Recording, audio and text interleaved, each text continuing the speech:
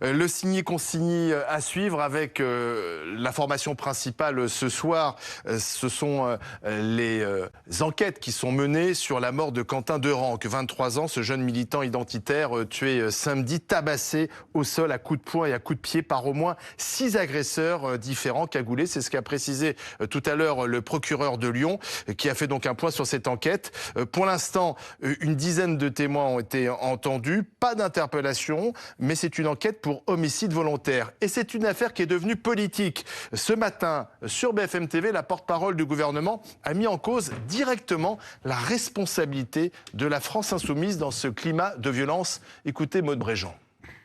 Il s'agit de toute évidence d'un lynchage et les images que nous avons toutes et tous vues sont absolument insupportables. Il faut appeler un chat un chat. La France insoumise encourage depuis des années maintenant un climat de violence.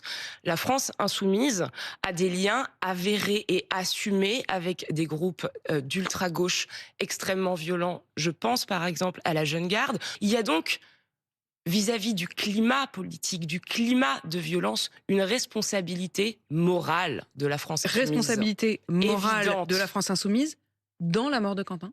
Une responsabilité morale de la France insoumise dans ce climat de violence exacerbé. Charles Consigny, bonsoir. Bonsoir. Raquel Garrido, bonsoir, ancienne députée insoumise. Merci d'être là. Charles, peut-on dire, comme Maude Bréjean, il y a une responsabilité morale de la France insoumise ? En tout cas, il y a une responsabilité, oui, morale de toute l'extrême gauche. Moi, je trouve assez dingue d'ailleurs que l'extrême gauche ose se montrer aujourd'hui. Vous devriez vous cacher après ce qui s'est passé. Ah bon, c'est ce que vous souhaitez? Ah bah oui, moi vous souhaitez que des gens comme moi on se cache et qu'on fasse plus de politique, qu'on vienne pas dans les plateaux débattre avec vous? Vous voulez tout simplement avoir une parole unilatérale? Non, vous allez lui répondre, mais il va terminer quand même. C'est ça votre grande idée démocratique? C'est ça que vous inférez de la mort de Quentin? Je pense que la décence voudrait effectivement un peu de décence, que les représentants de l'extrême gauche qui mettent de la violence dans le débat et qui endoctrinent des jeunes dans la radicalité, la décence voudrait qu'ils se cachent aujourd'hui, effectivement.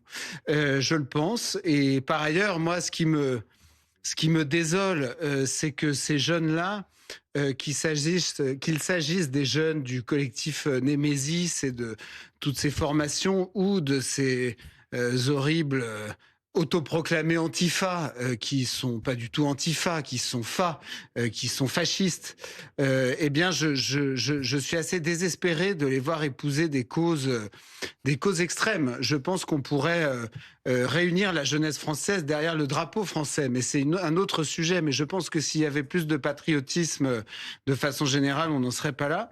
Et donc oui, je crois qu'on peut dire que l'extrême gauche a tué. Et d'ailleurs, l'enquête va le dire, mais l'assistant parlementaire de Raphaël Arnaud, il est désigné à ce stade par des victimes et des témoins de ces faits comme étant non seulement présent sur les lieux, mais comme étant même le meneur de cette expédition punitive. Donc je pense qu'on ne se rend pas compte, ou certains s'en rendent compte, on est devant des faits d'une gravité exceptionnelle, impliquant potentiellement des membres de la France insoumise et des membres du Parlement. Et donc, l'enquête va le dire, mais je pense que là, on a besoin de beaucoup de solennité dans ce moment. Je précise que la France insoumise dément être impliquée dans ce lynchage à Lyon samedi. Paul Vannier, qui était avec nous, député insoumis, l'a redit tout à l'heure sur le plateau. C'est pas ce que disent les témoins et les victimes des faits. Raquel Garrido. Bon, moi, je voudrais que la tension retombe. Je pense que la responsabilité, elle incombe finalement à toute personne qui a la parole, toute personne qui a un peu de pouvoir, qu'on soit éditorialiste, avocat, ancien député comme moi. On a tous un devoir de préserver notre pays du basculement dans la violence.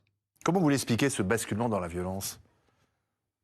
Écoutez, je ne vais pas commencer avec la poule et l'œuf parce que ça m'amènera dans quelque chose qui sera indélicat. C'est Quentin, aujourd'hui, Derenque, qui est mort.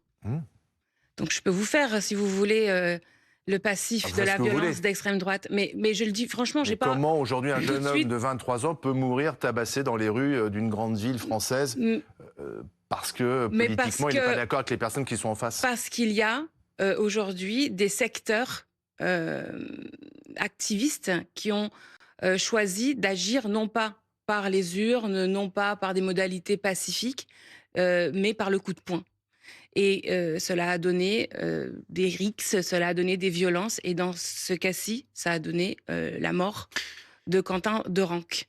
Et ça doit être une alerte, je pense, pour nous toutes et tous. À la France Insoumise, vous avez quitté la France Insoumise, quand Maud Bréjon dit qu'il y a une responsabilité morale de la France Insoumise qui mettrait de l'huile sur le feu, en quelque sorte, et qui voilà, attiserait la violence et pousserait peut-être certains jeunes à passer aux actes. Encore une fois, moi, je veux dire que je me sens personnellement responsable. C'est pour ça que je viens à la télé dire aux jeunes qui m'écoutaient, face à la violence d'extrême droite, face à la violence fasciste, raciste, elle existe à Lyon, elle existe à d'autres endroits de ce pays. Il y a eu des morts, il y a eu des blessés, il y a eu des gens tabassés, des os brisés, des locaux incendiés. Mais c'est insensé. Attendez, je vous ai laissé mais parler. Vous parlez très lentement. C'est insensé aujourd'hui de convoquer la violence d'extrême droite. Écoutez les autres, ça fait partie des choses qu'on est censé quand même parler à 2 km/h pour monopoliser la parole, ça marche pas non plus. Vous voyez, moi je connais les méthodes trotskistes. La monopolisation de la parole, ça marche pas. Donc pardon, au lendemain de la mort de ce jeune homme, au lendemain de la mort de ce jeune homme, c'est le fait de parler de l'extrême droite. Ça me paraît insensé au lendemain de la mort de ce jeune homme de parler des violences d'extrême droite. Là, nous sommes face à des violences d'extrême gauche, et vous devez l'admettre ça. Et vous devez faire pénitence par rapport à ça. C'est votre responsabilité collective à gauche. Si vous avez des nervis sur le terrain qui rouent de coups à mort des pauvres jeunes qui sont venus protéger des féministes, fussent-elles des féministes d'extrême droite. Les violences aujourd'hui, elles sont à l'extrême gauche. Et ça, vous devez l'admettre. Et c'est insensé que même la mort d'un jeune homme ne suffise pas à vous le faire admettre. Et que vous en soyez encore à incriminer l'extrême droite. Vous jouez la comédie et c'est indigne. Vous jouez la comédie et c'est indigne. Reconnaissez qu'aujourd'hui, les fautifs, c'est vous. C'est pas l'extrême droite. Vous parlez fort.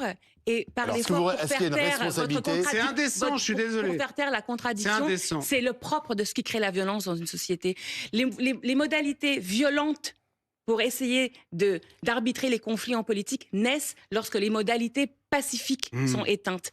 Voilà, le débat à la télévision fait partie des modalités pacifiques. Est-ce que le discours, parfois jugé violent verbalement, d'un Jean-Luc Mélenchon ou de responsables insoumis, ou d'un Charles Consigny, peut pousser... Ou d'un Charles Consigny n'est pas responsable politique. En l'occurrence, personne n'a encore tué personne au nom de mes idées, vous voyez. Oui, mais pardon, mais Jean-Luc Mélenchon n'a tué personne. Donc, est-ce que le ton que vous reprochez à Jean-Luc Mélenchon, vous la jeune garde, par exemple. Moi, je ne reproche pas le ton à Jean-Luc Mélenchon. Non, vous confondez pas. Mettez-vous d'accord alors. Mettez-vous d'accord. Est-ce que c'est le ton qui tue ? Je pense qu'il y a un moment de décence qui normalement devrait vous Je suis la seule ici à avoir un minimum de décence. Je suis la seule à m'être considérée personnellement comme responsable de mon message politique. Oui, mais donc le lendemain de la mort de quelqu'un... Vous, à l'inverse, vous êtes en train de surfer sur un moment. Vous êtes dans l'indifférence par rapport à la mort de Quentin Derenque. C'est vous qui êtes dans l'indifférence.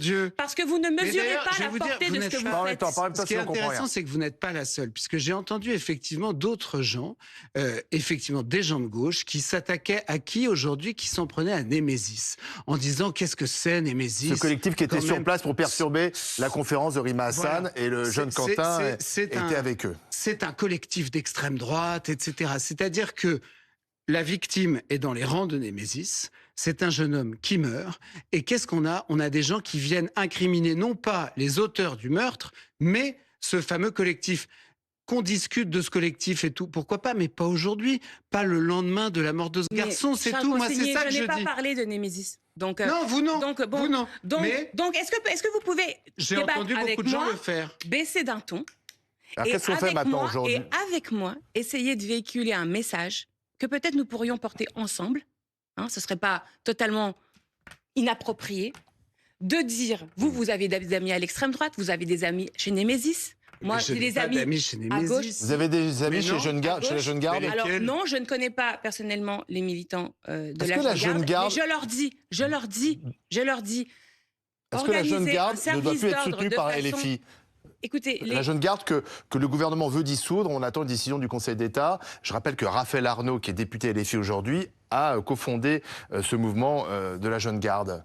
Les organisations politiques, syndicales, associatives de tout temps ont organisé la protection de leurs propres initiatives. C'est ce qu'on appelle un service d'ordre. Et c'est d'ailleurs ce que demande la préfecture de police lorsqu'on organise des manifs. Est-ce qu'il faut couper des liens là qui sont quand même problématiques? Aujourd'hui, même la préfecture ne nous demande pas de ne pas faire de service d'ordre. C'est important qu'il y ait des services d'ordre dans les syndicats, les associations, etc. Le service d'ordre, c'est de ne pas tabasser à mort un jeune homme. Est-ce qu'il faut autonomiser des organisations, notamment du mouvement ouvrier, des structures qui sont organisées pour le coup de poing? Ma réponse est non. Voilà. Je pense qu'effectivement, à cet endroit-là, il y a eu probablement, je vais appeler ça une ambiguïté ou une contradiction de la part de Jean-Luc Mélenchon, qui, tout en lançant la NUPES en 2022, c'est-à-dire la NUPES, c'est quoi? C'est le moment où la France insoumise cesse 13 années de lutte dure contre la social-démocratie et François Hollande pour faire l'union de la gauche. Et ça aboutit à 150 députés de gauche dans ce pays. Et en parallèle, en 2023, donc un an après, c'est la visite de Jean-Luc Mélenchon et de Manu Bompard au camp d'été de la Jeune Garde. Pour y dire quoi? Je ne sais pas, parce que ça n'a pas été délibéré à cette époque-là. Et en effet, moi j'ai un message. Moi j'ai un message à tous les jeunes qui aujourd'hui se posent la question de savoir comment on doit combattre l'extrême droite. Et je leur dis, ça n'est pas en faisant le coup de poing. N'allez pas dans les organisations qui organisent le coup de poing. Venez dans des organisations. Alors est-ce qu'il faut l'exclure? La lutte politique, idéologique, électorale. De la France insoumise ou non?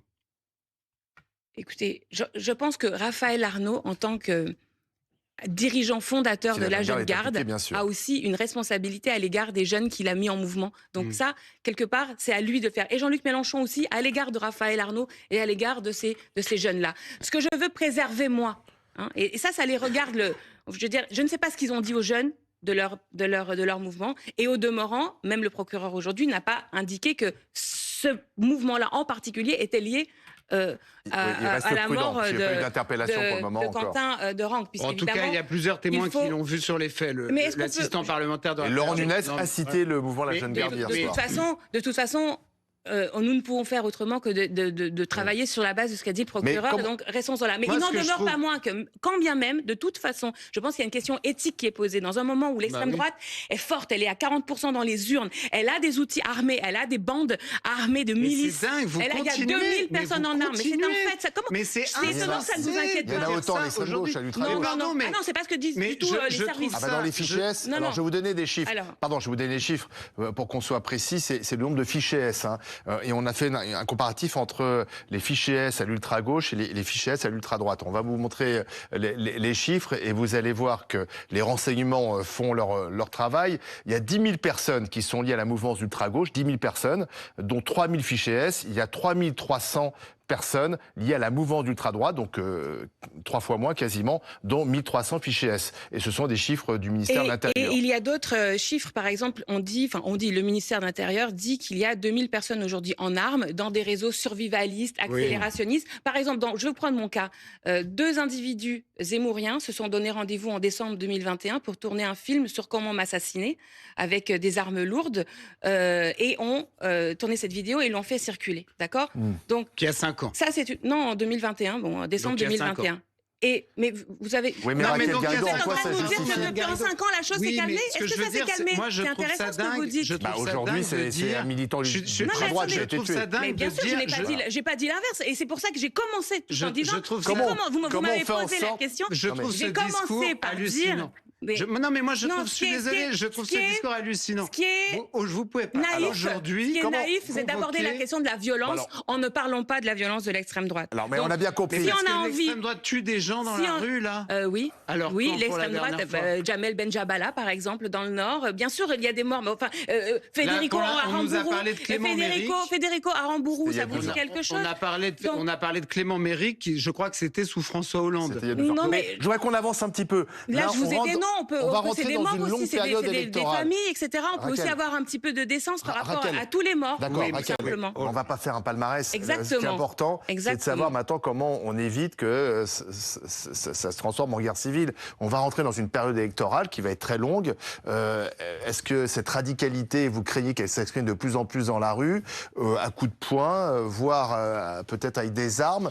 Comment on redescend d'un cran et on fait baisser la tension? Honnêtement, contrairement à ce qu'essaye de dire Raquel Garrido, moi je ne vois pas aujourd'hui là dans les rues des bandes d'extrême droite comme dans les années 30 déferler, etc. Je pense que c'est totalement groupusculaire et que c'est d'ailleurs on les voit quand ils se réunissent au plus grand nombre qui sont, ils remplissent à peine le boulevard des Invalides. Mais même groupusculaire, la violence elle est dangereuse. Elle est nécessairement groupusculaire. Pardon, en revanche... C'est groupusculaire, le groupe qui a tué Quentin, c'est groupusculaire. En revanche, et n'empêche on vient que de voir les meurtrier. chiffres, c'est déjà 3 fois moins groupusculaire que la violence d'extrême gauche. Donc moi, ce que je pense, c'est que il y a une telle intolérance idéologique et intellectuelle à gauche que cette intolérance vous avez l'air très tolérant, finit par s'exprimer dans la violence. Et je l'observe aujourd'hui, quand au lendemain de la mort de ce garçon, tout ce que vous savez faire, c'est de dire aux gens attention, l'extrême droite est là, non, ce n'est pas tout elle ce est que très je violente, dis. Et le mensonge elle est à 40%, ne vous mènera nulle part, mais Charles quand même, Consigny. mais en fait, tout toutes ce que les vous personnes dites, qui sont à la maison et qui m'écoutent savent que c'est pas du tout ce que je viens de dire. Donc vous travestissez mon propos au fin du conflictualiser. Vous conflictualisez tout. Vous faites exactement ce que vous reprochez à Jean-Luc Mélenchon. Laissez-moi parler. Vous faites du Mélenchon de droite. Laissez-moi parler.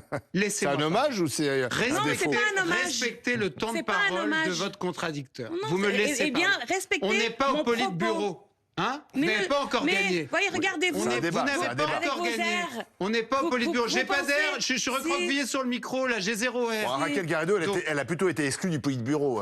Oui, c'est dire les méthodes. Moi, ce que je pense, c'est qu'il y a effectivement une intolérance énorme à gauche qui va jusqu'à la violence et qui s'exprime à nouveau par le fait qu'au lendemain de la mort de ce garçon, tout ce que ces gens ont à dire, c'est que la violence d'extrême droite est très présente et que donc il faut s'organiser pour lutter contre elle. L'extrême droite est à 40%, mais quand même, n'allez pas jusqu'à tuer des gens. Restons dans des limites raisonnables. Moi, c'est ça, c'est comme ça que j'entends votre discours et je suis désolé, c'est ça que vous avez dit.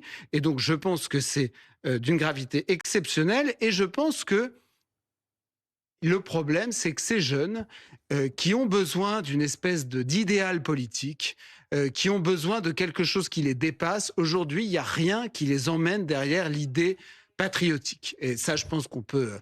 vous serez peut-être plus ou moins d'accord là-dessus, j'en sais rien, mais moi, je pense qu'ils souffrent de la faiblesse du reste du spectre politique qui devrait les emmener derrière une grande idée. Il faut reconnaître quand même, Charles et Raquel, c'est qu'aujourd'hui on fait un procès, alors juste ou pas, à LFI, mais c'est le même procès qu'on faisait au Front National, je me souviens dans les années 80, et on accusait Jean-Marie Le Pen d'être entouré de mouvements fascistes, très violents, on parlait du GUD, etc. Et aujourd'hui on a l'impression que c'est LFI qui est sur le même banc des accusés. Et moi ça m'a surpris, en se posant des questions, est-ce que la jeune garde, c'est pas finalement le GUD de gauche, en fait ? Eh bien, cette mise en miroir est un échec de la gauche. Oui, c'est pour ça que je pose la question. C'est un échec parce que, précisément, même de bonne foi, je pense, les militants antifa n'ont au fond comme seul objectif que de lutter contre la haine, le racisme. Et de ne pas utiliser les méthodes de leur adversaire. Le machisme. De ne pas devenir phare. Exactement. Donc, constatons l'échec. Est-ce qu'on peut, à partir de la mort de Quentin Derenc, déjà fermer cette voie? C'est une impasse. C'est une impasse. De quoi? Le meurtre de son prochain? Non. Vous prenez tout à la rigolade et c'est bien dommage. C'est la façon de lutter politiquement. C'est bien dommage. Dire que les antifas, en fait, vous n'avez pas envie d'apaiser.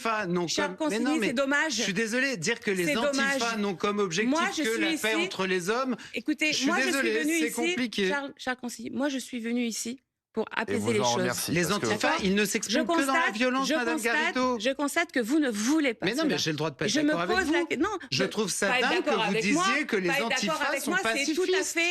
Pas être d'accord avec moi, c'est votre droit. Et je veux dire, je suis très libérale. Partout où ils vont. Je suis pour que toutes les idées s'expriment. La limite, c'est effectivement la violence. Allez, la violence contre Quentin, d'abord, dont la famille est meurtrie, les amis sont meurtris, dont nous, tous les Français, tous les militants politiques, tous les hommes et les femmes qui nous battons pour changer la vie par les urnes, nous sommes meurtris de la mort de Quentin Derenc. Et je pense que nous devons tous faire preuve de dignité, de sang-froid pour que les choses, et maintenant, se calme. Merci Raquel Garrido d'être venue face à Charles Consigny. C'était difficile ce soir d'avoir des responsables de gauche de la France Insoumise. Paul Vannier est avec nous, vous êtes venu également. Merci à vous.